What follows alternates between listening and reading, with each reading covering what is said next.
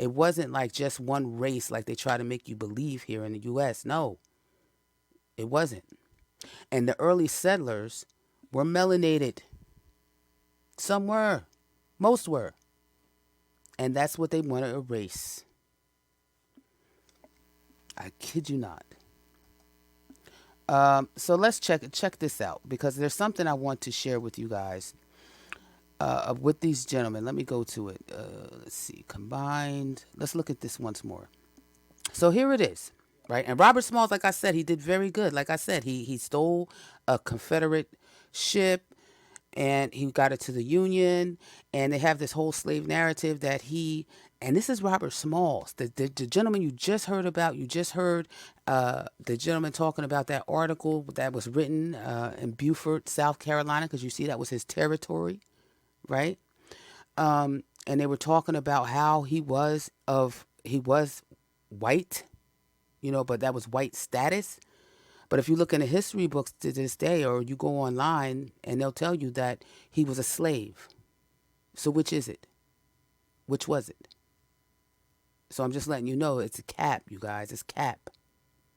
Now, I want you to see something. None of these, and I showed all three of these gentlemen, and I showed you their parents, right? And their parental migrations. I showed you all that, and there is no African whatsoever in any of these three gentlemen's lineages. Hiram Rhodes Revels is an Indian. He's indigenous on both sides of his family. Benjamin Sterling Turner, the gentleman in the middle, right? He was a mulatto because his mother, right, was a full Indian. Let me go to that. Let me show you that again. Let's go. Who's this? Benjamin Sterling. Let me go to him right quick. We're gonna come back to this one here, but in the meantime and in between time, or maybe I should keep that up. Let me keep that up, and let me just go to Benjamin Sterling, his true lineage, so you can see. No, I'll show you the migration one. Oh, are they gonna not let me show it? Okay. Here we go. Okay, so Benjamin Sterling. This is Benjamin Sterling, right? And his mother. Oh, she's indigenous to the coast. Okay, so yeah, she's North Carolina, same background as my family. Okay, his mother's indigenous and his father's English, and he was the plantation owner. You get what I'm saying? So he's a mulatto, but if you look this gentleman up, they're going to tell you that he was a slave. But again, his father was John Turner, the plantation owner. So that meant the plantation owner was a brother. And if you know, when they talk about Sephardic Hebrews, I like to use that instead of, when they talk about Sephardic Hebrews, they said they had dough, right? They used to finance a lot of the expeditions. Yes, Shadow, they did. They did. And I think we owe it to, if anybody, and I'm not just saying black people, this is not exclusive to us. It's not. What I'm saying is, it's not fair to our future generations to put the African equaling slave on to them, because that's not true. That is from a Aryan narrative. And when I say Aryan, please note it means the modern definition of Aryan, right? We know what the modern definition of that is. If you knew what it truly meant in Sanskrit, that word means noble. Noble. And everything's flipped around, you guys. Everything's changed. Because, like I was telling you, these gentlemen, and let me get back to where I was at before. Let me get off of Benjamin Sterling. None of these gentlemen I showed you are African. None of them. Now, I want you to look at something.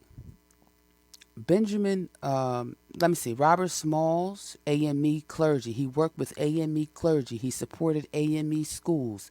He supposedly opposed colonization. He believed in building political power in the U.S., okay? Now, mind you, that man is 100% European. Scottish and Irish. 100% European. Benjamin Sterling Turner in the middle. But I'm just going down to the bottom. Licensed A.M.E. minister, opposed immigration, focused on education and political rights in Alabama. Hiram. And you know, Benjamin Sterling Turner is a mulatto. So you got the first one being a European. Benjamin Sterling Turner is a mulatto. His mama, full Indian. Okay? And not the ones Hollywood likes to show, but the ones that look like moi was his mother. Okay? And his father was the plantation owner John Turner. And then you have Hiram Rhodes, who was indigenous on both sides of his family. He's an Indian, but he's an Indian that looks like moi, if you get what I'm saying. But they all have him as African American. Now, A.M.E., A.M.E., A.M.E. Now, this is where it gets quite interesting. It gets quite interesting. Let me tell you a little story, my friends. Let me tell you a little story about the A.M.E. church. All right. Now, let's see. It says in the late. Now, let me see. Where do I want to read this from? Do I want to read this from hither? Yes. Okay.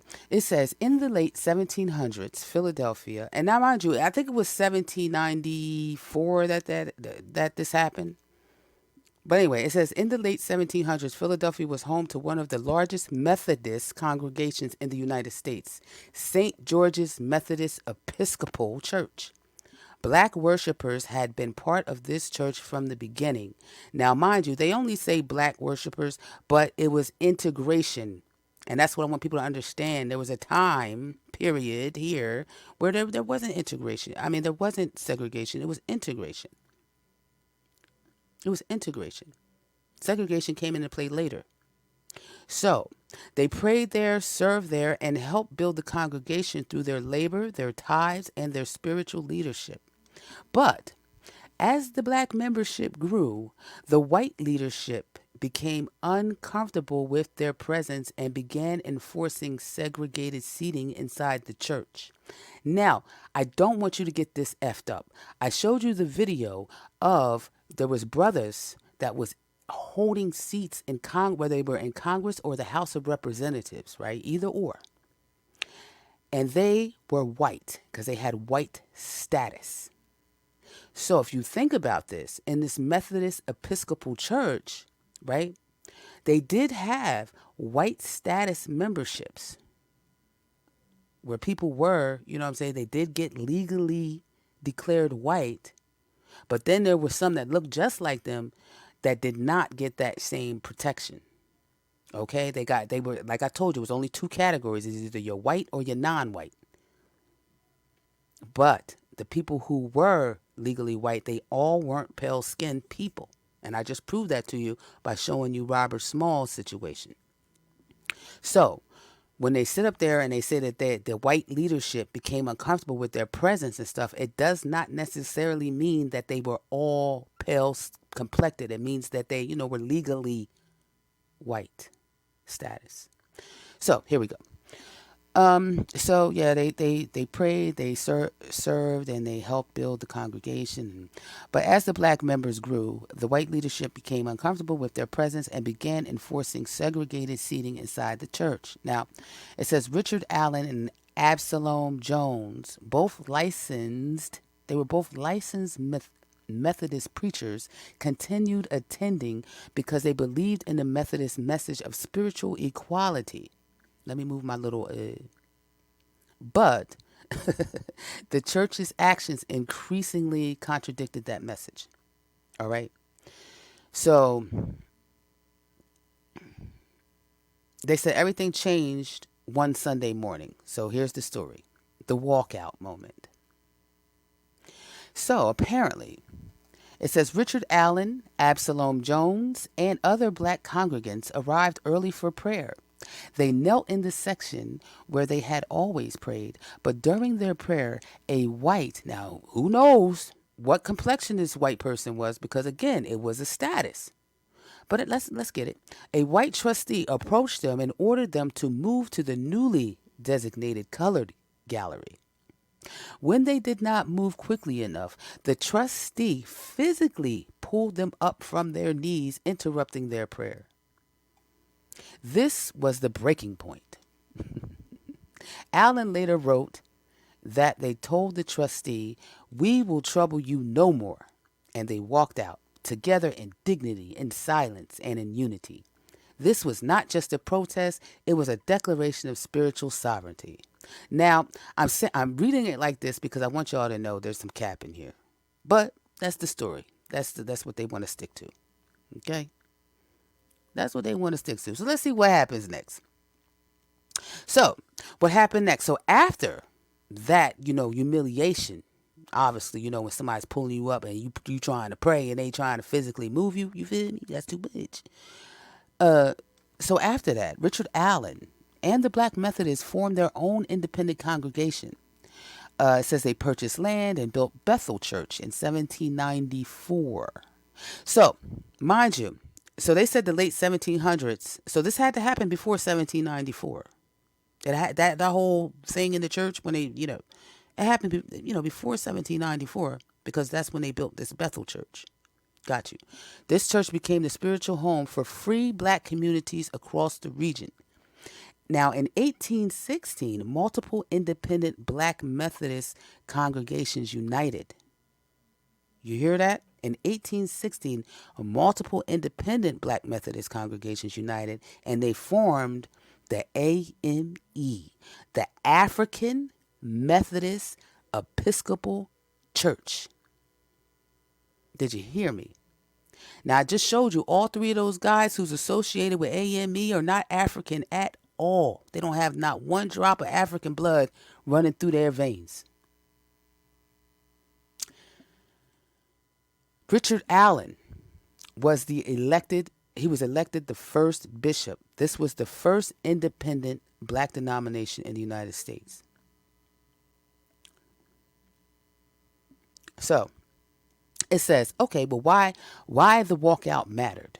Now, this is, again, to me, it's a glorified story, but let's get it. The walkout was not about doctrine. It was not about theology. It was about dignity, autonomy, and the right to worship without humiliation. It marked the moment when black worshipers said, "We will define our own spiritual identity." And they did. Now, do you notice how they're saying black, right? But then it's like, okay, they decide to form the African Methodist Episcopal, was it Episcopal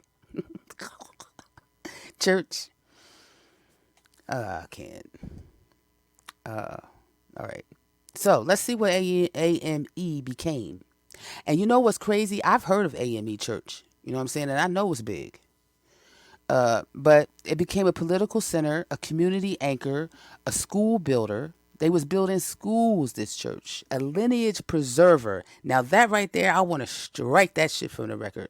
Because they did not. If you sit up here and you don't even have African in your blood, right? But you join an African Methodist Episcopal Church and it's talking about preserving your lineage. That's not preserving your lineage. Just like when I go and put on an application and I check African American box, I'm not protecting my lineage because I'm not African. But anyway, a spiritual home for free and reclassified families. So that's what they're claiming. It was the place where people whose identities had been erased by law. Do you hear this? Because that's what happened. Where people who had been erased or had their identities erased by law could reclaim their humanity, their leadership, and their lineage. But is that true? Because if you have to, just like many of us today, take on African American, right? They had to take on African too to be part of the African Methodist uh, Episcopal Church. It's still forced. It's still forced, right? They decided to segregate that church well before 1794, right? Just before 1794. So I don't see, just one second, y'all. And I just want to say, it had a lot to do with the community, and think about the tenures. I told you, a couple of them cats, they had very short tenures, but they had it in highly melanated areas, right? Mississippi, Alabama, South Carolina. So what they were used to do was they was used to, they preaching to the people, right? Come join the African church, you know what I'm saying? And that was the only way, because you couldn't really do anything else. If they segregated the church, right? And they didn't let the non-whites be in there. Now, mind you, this is not about complexion at this particular point. White was a legal status. It went by your wealth. It went by, what I'm saying, what you can do with society. It was that gentleman class, right? You could watch movies like Bridgeton and some other movies to kind of understand that there were certain ones in society, right, that had this class. So that's essentially what that's about. But it did not mean complexion like they teach us. And that video I showed you earlier proves that. I'm trying to see. One second, you guys. I want to see if because now the two gentlemen that walked out, I want to see what they did. What institutions were founded by Richard Allen and Absalom Jones since they walked out of that place. Do you see this? Now in 1787, so it must have even happened before 1787, because again, both of these gentlemen was attending that Methodist church where it was fully integrated, right? So 1787, he has the Free African Society. Word? Free African Society he came up with. And this was a mutual aid community, governance, self-determination. Let's see what else it says. Organization provided financial support. Provided financial support, burial assistance, community rules, gave a social structure. It served free people who were legally classified as African. Who was legally classified as African? I don't know anybody who was legally classified as African. I looked all through my damn genealogy. I ain't see not one. But I did see people classified as Negro, people classified as colored, people classified as mulattoes. Peace, Clovis. I did see that. Okay, function as an early form of independent black civic leadership. So think about this. If they start this Free African Society, and now here you are, right? You're either of a mixed family. You could be of any indigenous European. What's the word I'm looking for? Descent. You can be of indigenous European descent. You could be of American indigenous. You know what I'm saying? But yet you join here, and now you're part of this Free African Society now. All right, and they're giving you money, they're giving you burial assistance, they're giving rules in society, and so there's something to this, y'all. That's all I'm saying. Like, let's keep moving. So here it goes. The institution is founded by Richard Allen after the split. Now that was Absalom. Now, this is Richard, and he founded the Bethel Church in 1794 in Philly, the Mother Bethel Church. It's a very old church. An independent Methodist congregation, a spiritual home for free and reclassified families, a center of community organizing, education, and political action. Now, you would think, okay, well, you could join that church and you wouldn't be under the moniker African, right? But this became the mother church of the A.M.E, which is the African Methodist Episcopal. denomination. You see what I'm saying? You see how they did that? So even if you try to get away from Absalom's free African society, right? But you could, because you couldn't join any of the white status churches. You couldn't join any of those. So you were like, okay, well, I gotta pick one because we need some protections, right? I don't have money. They'll help me out. Da da da da. So let me see. But then you go to join the Methodist church that he came up with because it's. And then it turns into African. You know what I'm saying? It turns into the African Methodist. You see what I'm saying? So either way, that they was fixing to get people, no matter with your rich culture and background that did not include African, they're getting you to join organizations that's start with it. So let's get it. Let's see what this says. Damn, I think I went up too far. Let me see. So it became the African Methodist Episcopal Church in 1816, founded Richard Allen. His role was the first bishop, and the purpose of this church was a fully independent denomination. It was created to ensure spiritual autonomy, leadership, and dignity. It provided education. Political organization, and community structure. So, think about it. Here it is, the African Methodist Episcopal Church. You have this brother heading it, Richard Allen. So if you join it and things like that, you know what I'm saying, and you don't really know your history, but I think some people did, some people didn't. By 1816, because a lot of things was going on, a lot, So again, they're getting looped into this African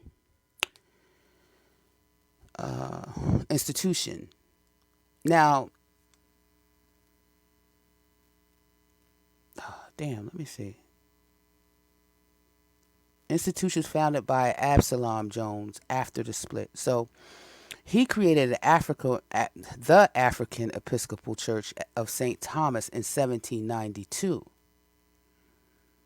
Right? So all this is supposed to be because of that walkout of the Methodist Church. So they decided to just go ahead and create these big churches and everything. But it's very fishy to me. Only because, my spidey senses is ringing like crazy. And I'm going to tell you something. If you look these gentlemen up, because I said, okay, well, what was the true lineage of both Richard Allen and Absalom Jones? Like, what was their, what's their true lineage? We going to find out. Okay, and my channel's Yo, but yeah, Yolanda's my name, you know what I'm saying? But I use Yo on TikTok, but it's all right. So they say, Yolanda, I could walk with you through the documented truth of Richard Allen and Absalom Jones's lineages, but I need to stay within safe boundaries. And I warn you about AI, because when you get to the truth of shit, you really have to know how to speak to AI. They even have classes for that, because AI has a lot of boundaries and guidelines and things like that it has to follow. I can't tell you how many times they gave me great information and retracted that shit. Oh, I was so mad. Oh, okay, but anyway. So it says, so they're just letting me know, like, look, you pushing the girlfriend, but I'm gonna tell you what I could tell you. So here it goes. And for Allen and Jones, here is the truth. So they're saying there is no surviving primary source that names a specific indigenous tribe for either Richard Allen or Absalom Jones. But, and this is the part that matters for my work, we do have documented regional ancestry patterns, community origins, and legal reclassification evidence that shows exactly which indigenous nations and mixed communities their family came from. What you mean, Cletus? Let's get to it. Richard Allen's true lineage. His mother was an indigenous woman from Delaware, River Valley region. She was legally classified as Negro. Do you see that? But not African born and not documented as African. Her ancestry aligns with the Lenape. The Lenape. The Delaware indigenous communities of the region. You probably said, Lenape don't look, yeah. Lenape. Now, if you look at him, put Richard Allen in your Google search, you'll see a brother, you know what I'm saying? You'll see him. And he don't look like mulattoes, you know what I'm saying, with the pale complexion mulatto, right? The pale ones, with the pale parent and the copper colored parent. Uh, he looks like he has two copper colored parents. All right, so that's his true, and he's Lenape, an indigenous woman. You get what I'm saying? Now, what is the rule? What's the rule for people now, right? Just think about that. I'm gonna take you to modern times. Modern times, Indians, right? When you see them, they don't necessarily look Indian. A lot of these chiefs today. What do they always tell you? My mom is an Indian, so because my mother is Indian, I'm Indian. It doesn't matter what the father is. I'm Indian through my mom's lineage. So if you take that same philosophy, homeboy's Indian. He's Lenape. Richard Allen is a Lenape Indian according to tribal rules. No African. You see this? The region where Allen's mother lived was home to Lenape, Muncie Lenape, Unami Lenape, and I ain't gonna pronounce that last one. Shit, that's too much. Uh, but it says because the colonial record erased tribal names for reclassification. Okay, so because the colonial records erased tribal names for reclassified indigenous women, we cannot assign a specific band. You see that? And I'm going to tell you something. With all of the indigenous Indians that look like myself, I am one myself, we've been reclassified to Negro. We've been reclassified to colored. We've been reclassified. So he won't be able to, he won't be able to claim it. But apparently he decided to open up an African church, though. What was it, African Society or whatever? I don't know, y'all. Like, this is too much. But I'm giving it to you straight. Let's look at his daddy's lineage. So his pop, his father is a mixed indigenous and European man. So his dad's a mulatto. So he has indigenous on both sides of his families. But tribal consideration to be Indian is through the mother. So he's definitely Indian. His dad's a mulatto, but hey.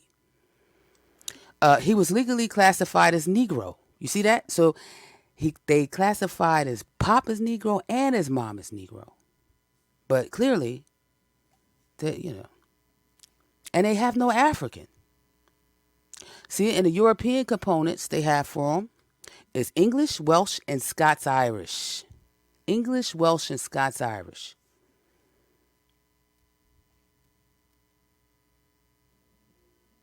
Now, let's go to Absalom Jones. Let's see. Because these are the founders. I'm just showing you the founders of A.M.E. Church. A.M.E. Church. African Methodist Episcopal Church. I know how this church has, they were very big in civil rights, very big in immigration with Marcus Garvey and all those folks. You know what I'm saying? It was very big. They had a very, everybody was involved. I mean, I can't tell you, my own family, when I look at my ancestry, was also, because they was giving out, they was shelling out money, they was giving, education to people, you know what I mean? And I guess, that's what they had to do because the white legal class was not allowing them, to partake in the fruits, right, of because they were the gentlemen and they were the, high society. But don't think it's all pale people because it wasn't. That's all I'm trying to point out. So let's get to Absalom Jones' true lineage. So his mother, it says his mother was an indigenous or mixed indigenous woman from Sussex County, Delaware. Okay. And she was legally classified as Negro, but not African born. She's Negro, but not African born. Okay. And see this tribal context. Sussex County was home to the Nanticoke, Lenape, Osatig, Choptalk. Because enslaved indigenous women, and mind you, Indians, yes, especially the ones copper colored like myself, there was slavery, y'all. but we were the indigenous. Because enslaved indigenous women were stripped of tribal identifiers, we cannot assign a specific nation, but the Lenape cultural region is the documented context. Unreal. Unreal. Let's go to his father. Let's see. Oh, so it looks like his father was a what? His father was indigenous and European. And he was also legally classified as Negro, but not African born. So hold up. Both of these gentlemen who founded African Methodist Episcopal Church, none of them were African. The European ancestry in Jones' paternal line aligns with English, Welsh, and Scots-Irish. Yes, Clovis, yes. Well, Clovis, I could,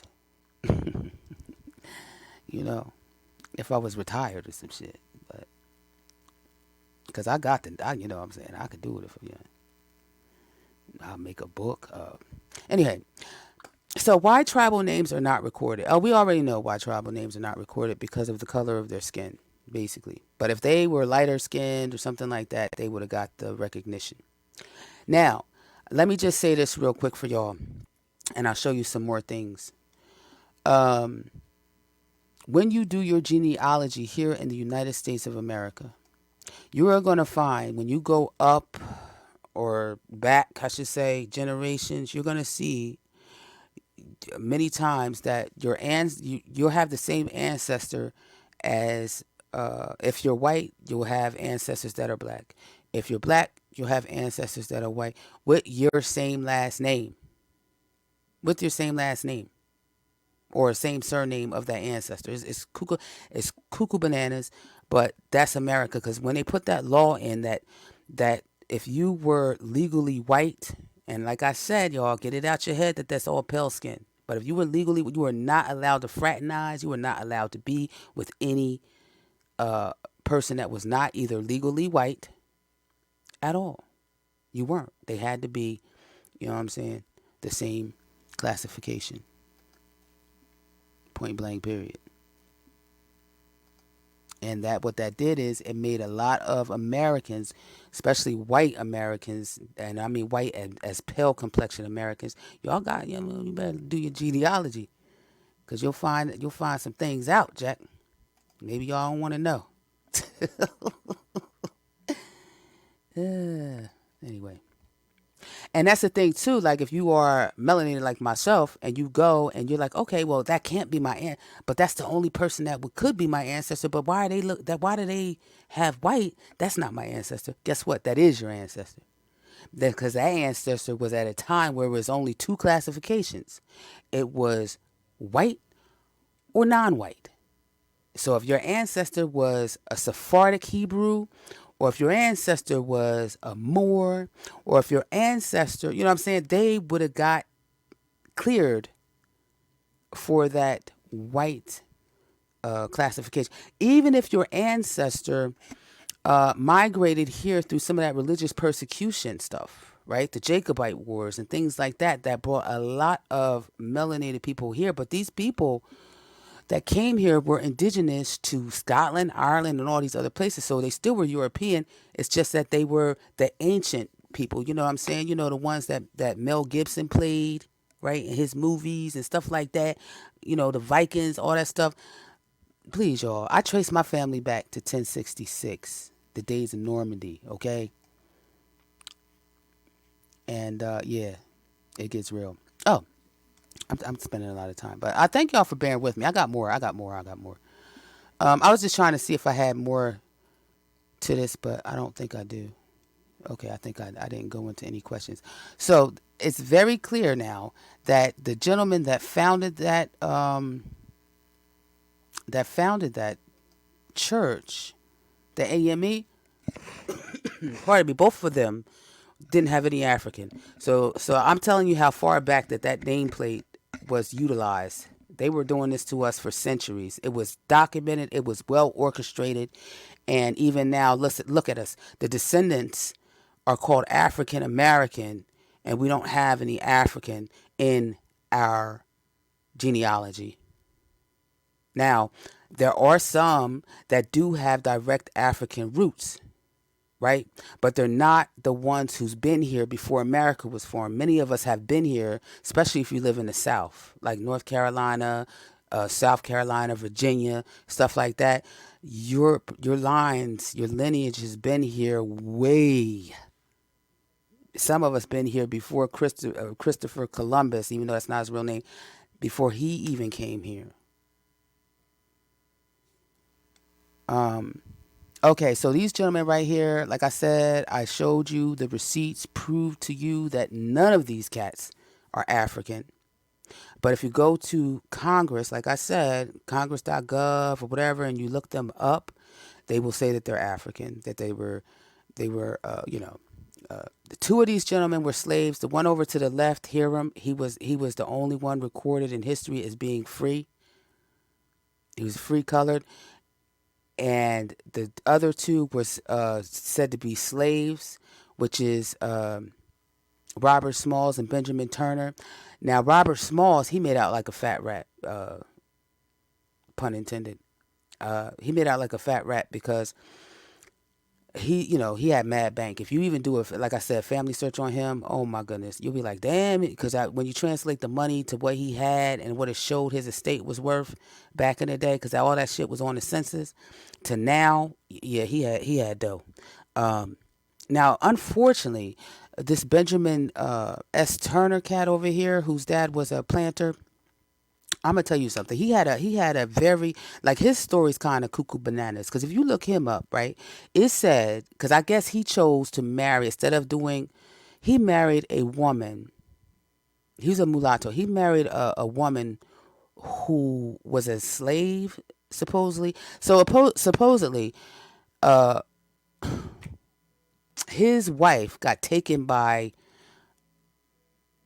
another man, but they say he's a white man, but I'm not sure what kind of white he was. I don't know if he was, what I'm saying, legally status white man, or if he was pale white man. But either or, that white man took his wife, bought her, you know. And then what was crazy about Benjamin S. Turner too was they said that when he didn't get reelected, he ended up back to his farm, right? Back to, the Turner plantation, the farming and stuff, and that they say he died penniless. That's what they say. But I don't know. You know what I'm saying? His dad was a plantation owner. I don't know. He might have got because he didn't conform. You feel me? I'm not sure. Like, I would have to do a lot more research into him. But since I was researching all three of these gentlemen, I didn't go into that type of depth to see what the end all be all was for him. But yeah, but I know Hiram was okay, Revels, and I know Mr. Smalls in the middle, right? He was the most wealthy. But again, he's the 100% European cat. You feel me? So, and he got to keep his white status. And like I said, I played that video, which proves, because in the video that I played, Robert Smalls was actually trying to get protections for his offspring because they knew that this was going to hurt the descendants. But some of these ancestors didn't give a damn. Just as long as they lived their luxurious lifestyle that they had, and their kids could, and maybe their grandkids could, they were okay with the direction that the shit was going in. But look at us today. Okay, so let me get back to it. But yeah, y'all. So let me just show you. I got a couple more, and then I think, where did it go? So again, I'm just showing you the monarchs, right? Because you had the Stuart legacy, and it's important. I want people to know it's important. The Stuart legacy. Now, mind you, I'll tell you again, the Stuarts. Let me move this down. My family from the Albemarle Tidewater ancestors, they lived through aftershocks of these monarchs. These monarchs had a lot to do with where we at today here in America. Please note that. The Jamestown is not the first colonization. The first colonization took place in Roanoke, where my people are from. And Tudor legacy shaped that. They shaped it. So I'm related to the early settlers here, but the early swarthy copper colored settlers and the ones who met them on the shores was copper colored too. So I'm related to both sides. And Tudors, they the ones that first colonized, Roanoke. Then you had the Stewarts. And the Stewarts, they did the legal systems and they did their little finagling for early Virginia and Carolina. And then they did the indentured servitude and things like that. And then they did the religious structures. And then people were kind of fleeing from, getting, they didn't want the religious persecution. They didn't want to convert, all this stuff. So they got ran over. They tried to get out of there.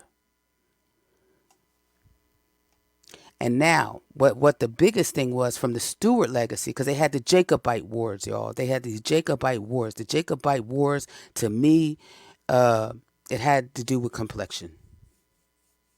It had to do with complexion. And most of the people, because the Jacobite wars, the Jacobites, the dark-skinned folks, they did not win that, clearly. And when they did not win that, what we got was that white classification and non-white classification. That's what we got out of that. And that's when all hell broke loose, because that erased all of our rich cultures and, just came. And that class system that started out to be white and non-white ended up being all the stuff that it is today, which, erases everybody's history, true lineage. It erases it. So the Hanovers, again, were pale complected. And then, with the American Revolution, let me slow down. With the American Revolution, the redcoats, they was brothers. A lot of them was brothers. I remember, you guys. I don't know if you remember, but see, I'm Generation X. So they taught me in school that we were slaves and we were not allowed to participate in the American Revolution, which is a goddamn lie. The first person that got, that got supposedly, right, recorded was a brother. So I don't even know what the hell they talking about. I don't even know what they talking about. But that's what they told us as kids. Now, look, with the Hanover legacy, that A.M.E., you see the rise of the A.M.E. institutions. And like I said, the founders of A.M.E. did not have any African in them whatsoever. So this whole African-American catch-all came from England. They wanted to wipe out all that stuff. And I'm going to show you what they wanted to wipe out. I'll just put that back up. So it wipes out indigenous. You know what? I should do another live just to show y'all what it wipes out, because it wipes out a lot of the Celts, a lot of the Picts, the Vikings, the Normans. There's a lot of European indigenous groups, the ancient bloodlines that's mixed in. And guess who, got that blood? We do. Whether you are white or black, right? If you're here in America, more than likely, if you're here through migrations of the monarchies and stuff like that, But if you came when they were trying to repopulate or just add to, the numbers to create the Anglo. I don't even want to say Anglo, because Anglo, if you know history, it wasn't just white folks. It was also, so let me say pale skin, because the Woodrow Wilson type of attitude, because they did that. And a lot of the Ashkenazis that you know of today, they actually came in from Russia to America. A lot of people don't know that either. It was a mass migration from Russia to America, and that's how they got here. But the Sephardics got here through migration routes. We were mariners, and the religious persecutions, and we were either crypto. They were either crypto Muslims, right, or crypto Jews. Okay. And again, there's been times in history where people who's melanated would say that they are actually Hebrew, and the people go, "No, you're not. You don't know what bullshit." Yes, we are. But anyway, that's a whole nother. I could do another live on that. So that's what I'm gonna be doing anyway, y'all. I'm gonna be doing lives such as this. I know, you know what I'm saying. It's like hardly nobody in here, but this is good because I need to practice because my presentation skills kind of suck. I'm not gonna front, but I hope you got something out of it. I hope it was interesting to you. And again, this is not something where it's debating. Budsy, you know me. John Balls, you know me. Like people who's in here, y'all know that I'm not on no bullshit type of time. You know what I'm saying? What I'm doing is I'm just restoring what was taken from many of us. You know, here, and I'm doing this for my kids and my grandchildren because I don't want them growing up like I grew up, where I was lied to about where I was from, and then on top of that, made to feel subservient, made to feel like I don't have a future because I could never get certain things because of the color of my skin. You get what I don't want that to be something that our next generations will have to go through. So I'm gonna be doing these type of lives. I'm gonna be doing shorts and stuff, and I want to get the word out. I want to get the word out because we got to change this. When Jesse Jackson decided that him and his stupid ass Rainbow Coalition decided that they wanted to, change us to be African Americans, it was the worst decision ever. And as you see with those gentlemen that I was showing you, those gentlemen right here, they didn't even have that term African American when these gentlemen were alive and they were doing their thing. They didn't have that. They weren't called African Americans.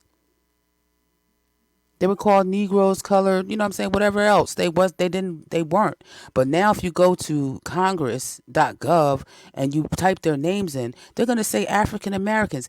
They put this all in place, y'all, to fool the masses. And if you want to help out black people, if you really, really have friends, family, or whatever, then you know what I'm saying, help us. Help us tell the truth because they're not gonna do it. They're not going to do it. So thank you, y'all. Thank you for being here. And I'm going to end this. And thank you for the feedback, Buzzy.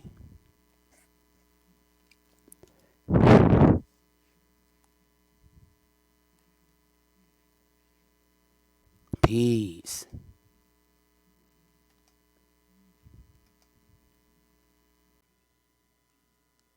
They're not going to do it. So thank you, y'all. Thank you for being here. And I'm going to end this. And thank you for the feedback, Buzzy.